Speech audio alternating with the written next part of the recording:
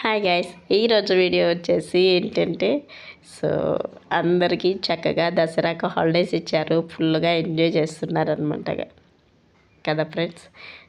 అందరికీ ఆంధ్రాలో, తెలంగాణలో, మన కర్ణాటక అంతలక్క దసరాకి అయితే హాలిడేస్ ఇచ్చారు.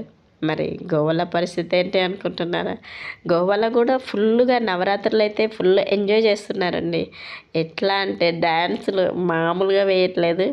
పిల్లలు, పెద్దలు, ఇంకా డ్యాన్సుల విషయానికి వస్తే పక్కన వేరే వాళ్ళను తీసుకొచ్చి మరి డ్యాన్సులు వేయిస్తారనమాట. వాళ్ళకు అమౌంట్ ఇచ్చి పిలిపించుకొని మరీ వేయిస్తారు. బాగా సెలబ్రేషన్ చేస్తారు.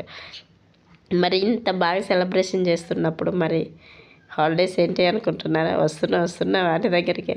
ఇక పిల్లలైతే ఎంత బాగా డ్యాన్స్ చేస్తారంటే పాపం నైట్ వరకు బాగా ఫుల్ ఎంజాయ్ చేస్తారండి.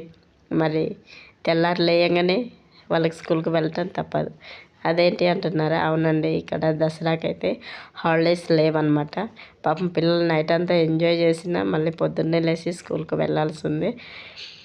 ఇంకా ఏ ఫెస్టివల్కు హాలిడేస్ ఇస్తారన్నది నెక్స్ట్ మంత్లో చెప్తాను అనమాట. ఇప్పటికైతే దసరాకు గోవాలో హాలిడేస్ లేవు ఫ్రెండ్స్. ఈరోజు వీడియో వచ్చేసి ఇదే అనమాట. నచ్చితే లైక్, షేర్ అండ్ సబ్స్క్రైబ్.